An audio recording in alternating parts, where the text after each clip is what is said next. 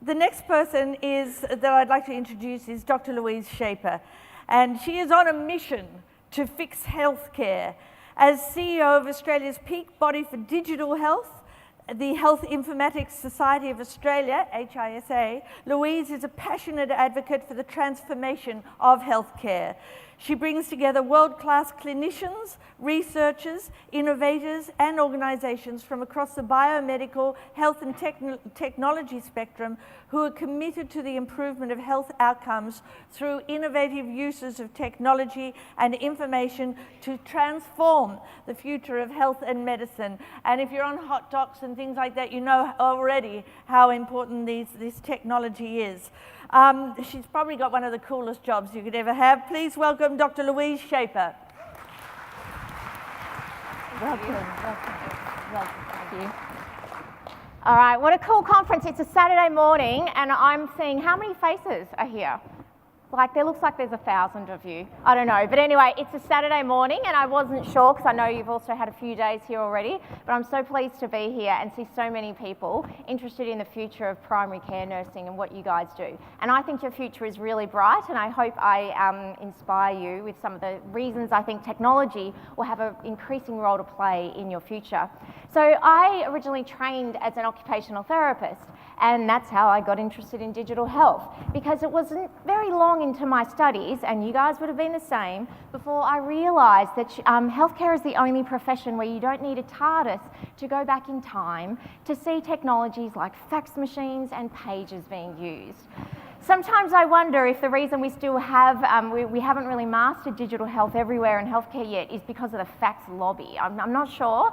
Should have asked Ken before he disappeared. But anyway, so look, let's get started. So absolutely, health is at the cusp of a technological revolution. And you can think about yourselves how you feel about that. Some of you will be, like me, pretty excited about it and positive about the future. Others of you will be like, freaking out. And even if you're not, I'm sure you have colleagues that freak out. And you've probably also got colleagues that are this space as well, that are sort of like, meh, whatever. I'm going to be retired soon, not going to impact me. All right, and you know where you sit. I'm not going to ask for a show of hands. All right, so why is this stuff important about the future of healthcare? Because if we digitalise our healthcare information in real time, imagine what that would mean for us as patients, for us as consumers, but also for clinicians.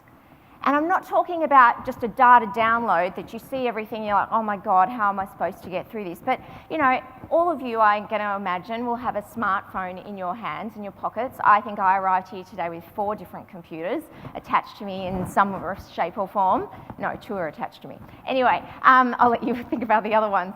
So, you know, imagine what that future could be like when we have integrated technology integrated into our workflow. Not as something that's an add-on, not that something's that it's a pain in the ass to use, not something that's poorly designed for the reasons that you need it to be. And that's where the future of healthcare can go. When we get there, it will really democratise the future of healthcare, democratise information. We'll talk more about that later.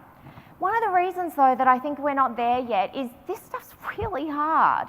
And it's not technologically difficult, but what is really challenging is that if we're going to pull this off, every single healthcare institution needs to change its business model. Every single healthcare organisation needs to change its business plan.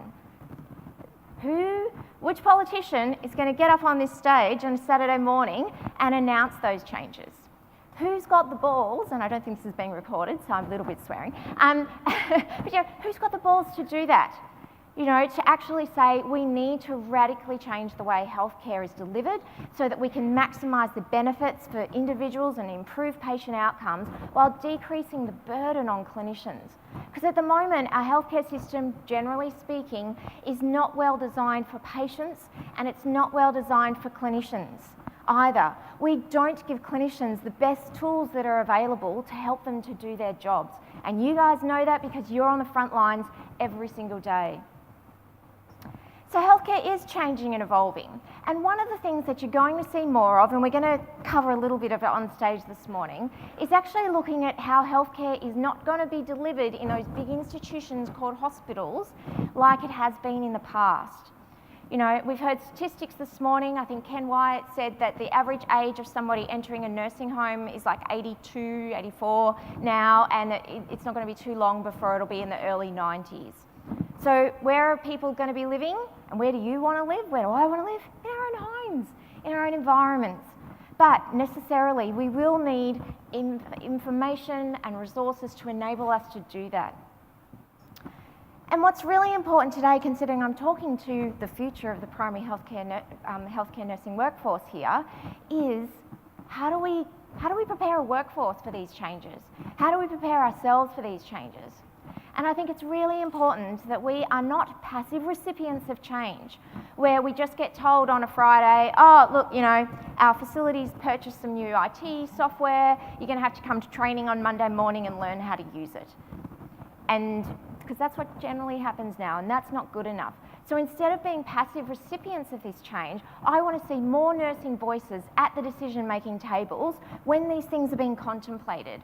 I want to see you guys as leaders, as so many nurses are, in the clinical professions across the board. Nurses are always at the forefront of innovation and change because you guys are at the forefront of care. So here's something to think about. Now look, I will admit that this slide has been in my deck for a couple of years, and it might be in there for a long time yet before I change the number 5. But let's just say that it is 5 years.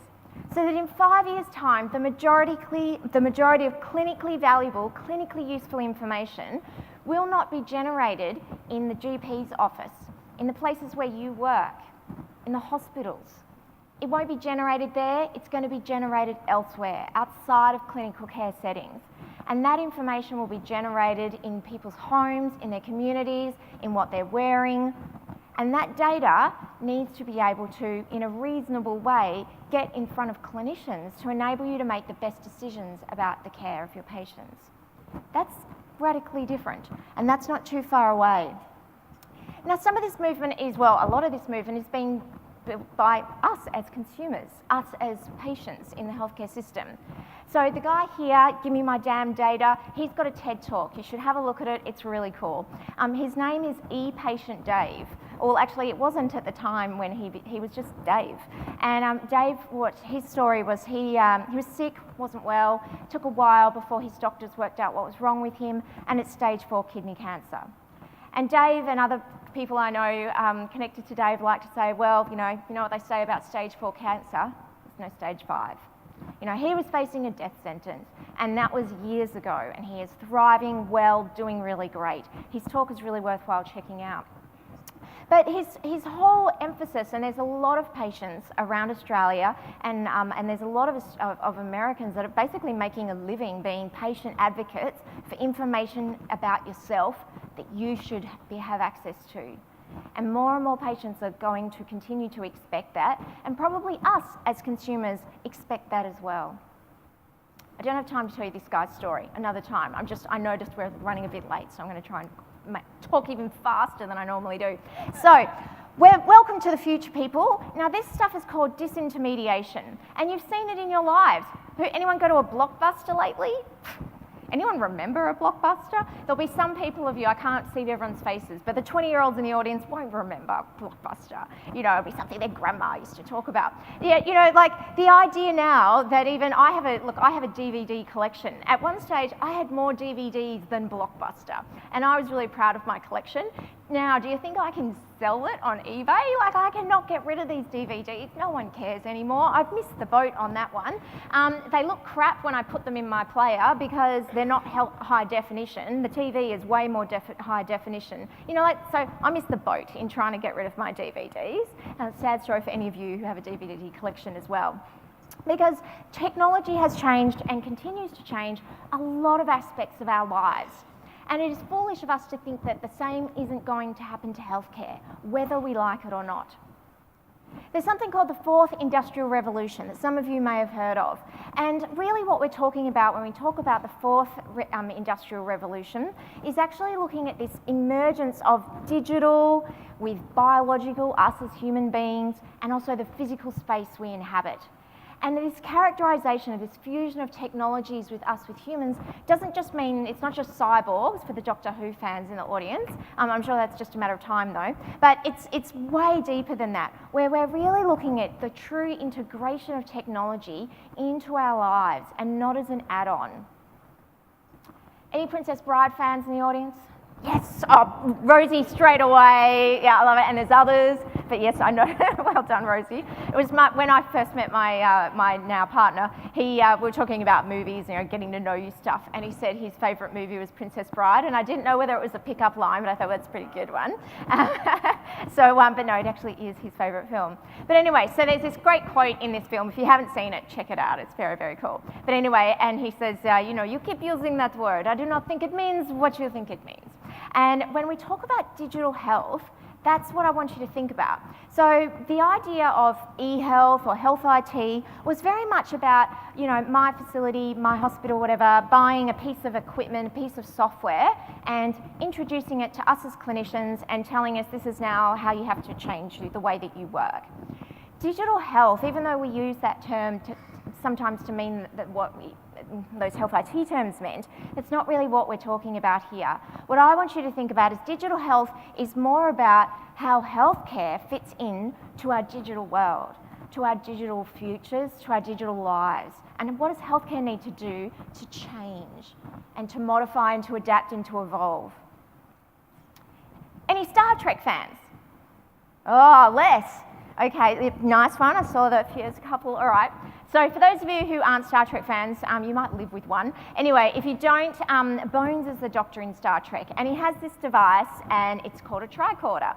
And they're like, what's wrong? Well, hang on, I'll get the tricorder, and they do like a scan, and then this little device tells Bones, the Doctor, exactly what's wrong with the patient and what they need to do about it. Anyway, so, it's sci-fi. It was around in the 60s version, though.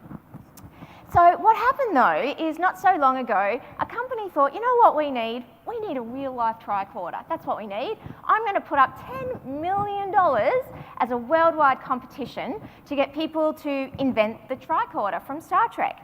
And anyway, so that prize got so many fabulous entrants that the shortlist was so good that they decided to extend the duration of the prize. And you had to diagnose 13 disease states from this one handheld device. So these are the guys that won, and here's their, big check, and you'll notice it's not $13 million, they only got $2.5 million, and I think the reason they didn't get the 13 was because nobody got a full 13 diseases. Okay, so these guys got the highest number, but less. Now, what they're doing with that money is continuing to work on this device. A lot of the companies and actually sort of coalitions of researchers and tech companies that came together that were shortlisted are still working on this. There'll be more and more of these types of technologies. HealthTap is a telehealth company. Now we know we have a lot of Australian telehealth organisations. I literally came from yesterday, the Australian Telehealth Conference. Things are moving on in Australian telehealth. Why have I put an American company though on here? And that's because of that, harking back to my earlier slide around business models. So what HealthTap has done is they provide, and us as Australians, even though an American company, we can pay a subscription model if we want and get access to doctors. They were the first company to have an iPhone or iWatch app in healthcare. So, and they were sort of advertising that, you can click the app on your watch. This isn't an Apple Watch, but anyway, you can click it, and within 2 minutes, you'd be having a face-to-face consultation with a real-life doctor. Okay, now for you as a clinician to participate and to get paid from HealthTap, you also have to volunteer your time and your knowledge, because they do a lot of things for lower socioeconomic people. They do all of these things like you sort of see when there's victims of hurricanes and that sort of stuff. You can get free access to telehealth services. That's a change in business model. And they got over 100,000 highly paid and probably very busy doctors to agree to volunteer their time. So they've worked out a model to make that happen. This is a company that was built by two guys from Melbourne. They were medical doctors, and they thought, you know what, we think we can do something better than that traditional stethoscope that you've all been using for a long time, and the thermometer, and they invented a digital one. This is a screenshot from their website. Who are they selling this medical grade device to? Yeah, to parents. It's medical grade. You guys could use it as nurses, and you can't buy them here in Australia yet though. Soon you'll be able to get them at Harvey Norman, but in America you can buy them at Best Buys. You just go in, they're a couple of $100s, and you can buy this equipment. And it allows parents to track all of this data, and that's just from 2 devices. If you go to this website, opennotes.org, and I did it this morning, so I thought, well, some of you might be on your smartphones and interested in having a look.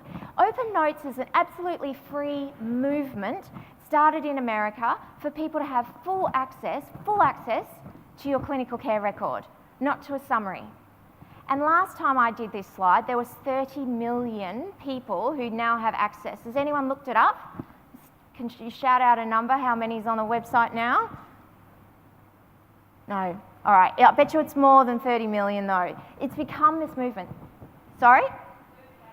38 million and some more. So over 38 million people in America and other places around the world, but it is mostly American, have full access to their doctor's notes on a free service. That's pretty amazing. Now, I like to say with this slide that every man and his dog wants to get into health IT and digital health, but I'm not going to talk about all the more innovative startups because there's a couple of companies I want you to think about that you would know about. So, we often say these days that kids born today won't have to get a driver's license. Now, I'm from the bush, and I still think that that's one of the most important things you could do is get your driver's license when you're living, 100 kilometres from civilization, that's the way you sort of frame it when you're 17 years old. So whether that happens, I'm not sure, especially for us bush kids. But if the idea of you will never have to get a driver's license, and why is that? That's because by the time you're 17, 18, there's going to be self-driving cars, and that's what we're going to use. So we could say the same thing, that a child born today won't have to actually show up to your places of work, show up to their GP's office and get a diagnosis for what's wrong with them, because that will be done in the convenience of their own home, using things that are attached to their own iPhones or phones in general.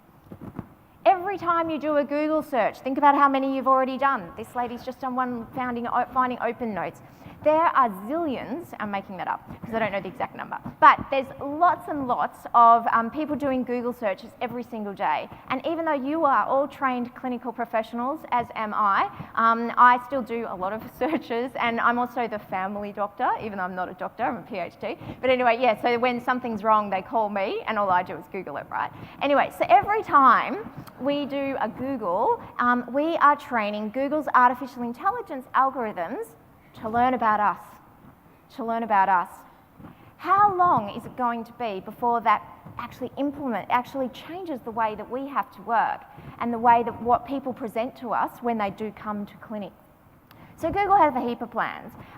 So this is something that you might have noticed, that sometimes when you're Googling for certain medical conditions, you get a screen like this. This is hyperthyroidism. So instead of just getting the standard sort of long list of stuff from Google, you also get this pictorial summary of the condition you might be looking up. That's from an arrangement that Google has with the Mayo Clinic and with Harvard University. Now, how much longer is it going to be before I Google something, and Google actually knows what's wrong with me because it's got all my data about where I shop, how I exercise, how I sleep, all that sort of stuff. So it probably already knows, where I'm at. But even if it doesn't want to tell me that they know that, the Google says, hey, I see you're Googling stuff to do with diabetes. Would you be interested in talking to a diabetes coordinator right now? And you think, oh, got some time? Yeah, sure, no worries. Okay, thanks. Yes, please. Click the button, and within a minute or two, you're having a real-life video consultation with a diabetes educator. That diabetes educator is not working with you guys. They're working from home. They're working from the beach. They're, business up, party down below. I don't know about you. I'd be in my Ugg boots, I think, actually. But anyway, because this is all you're going to see. And if you think about the challenges that we have as workforce to trying to attract people to our professions, where they're, a lot of the times you're not, personally, I don't think clinicians and especially nurses are anywhere near as respected as you need to be. So, there's that national consultation happening to try and get more people educated in nursing and attracted to the profession.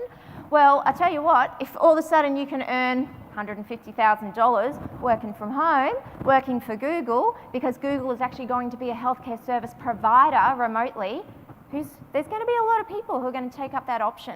And we think we have workforce shortages now. I'm going to skip that one for time. Okay, we know this company. All right, so, and here's a little cartoon since John had some good ones in his deck. So for a long time, people have been thinking, well, what's Apple going to be doing about, healthcare? What are they interested in? And these are some articles that came up, sort of everyone's guessing. Well, Google's buying up AI companies, Apple's buying up, AI as well. They're buying up healthcare enterprises. What are they doing? Well, in January last year, this happened, that Apple announced an effortless solution, so there's your marketing term, bringing health records to your phone.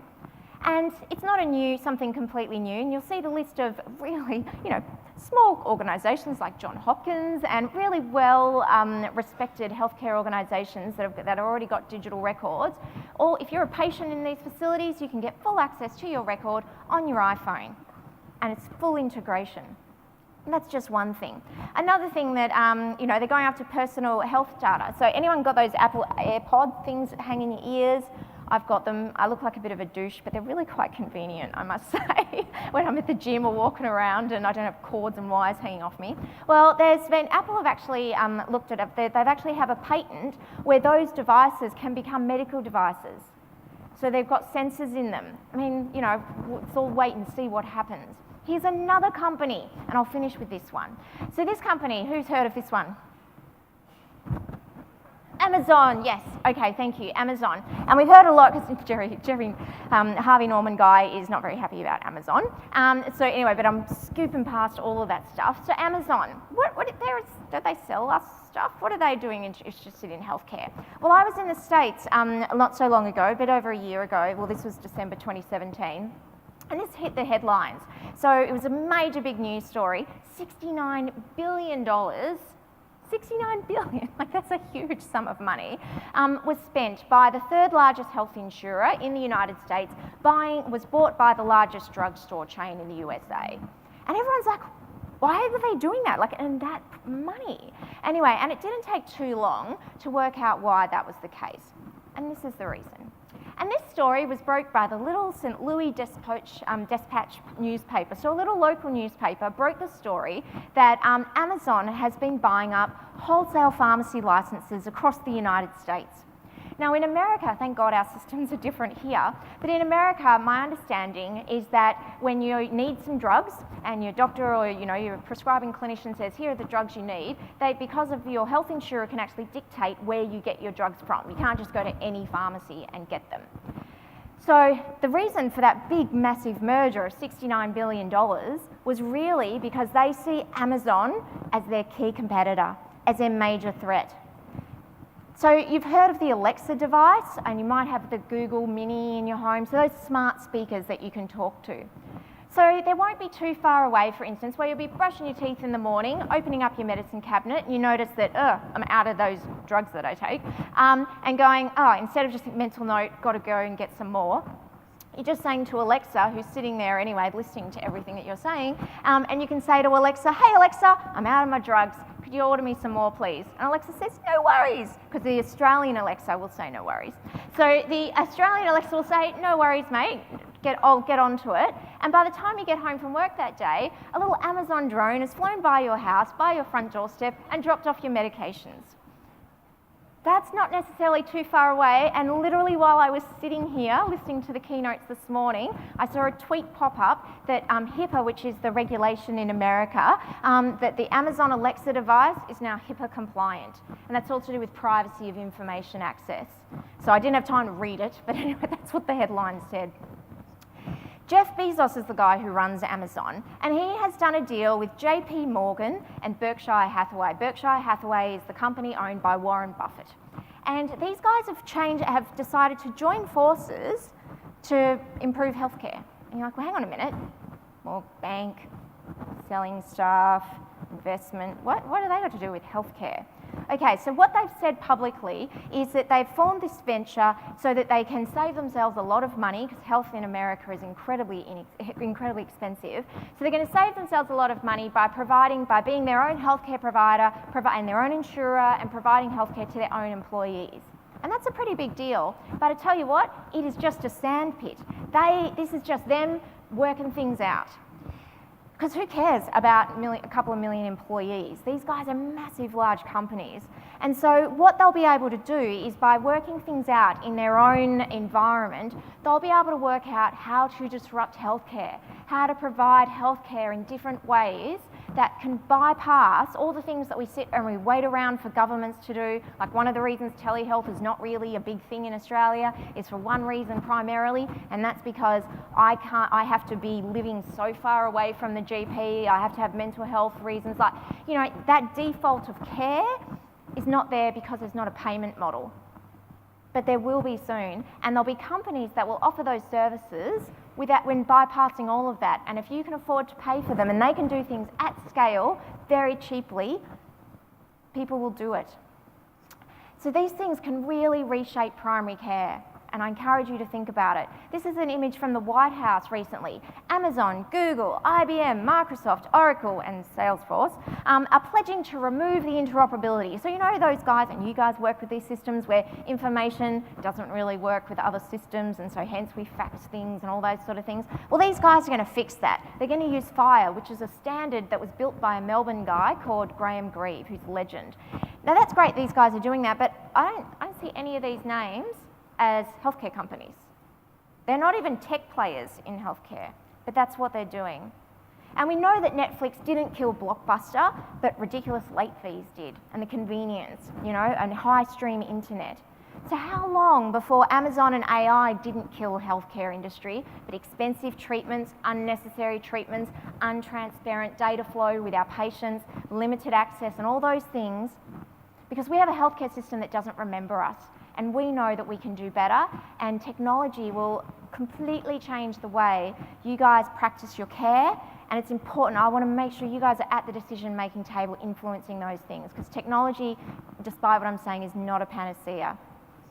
And you should read this. Yes, don't worry, Jean, I'm flowing off. You should have a look at this event. We're bringing the world's digital health nurses to Australia next year, and I'd love to have you guys there. And this is a slide with a link, because I'm sure you'll get the slides, with the consultation that Ken Wyatt mentioned as well. Really important for you to be there. Thank you so much for your time.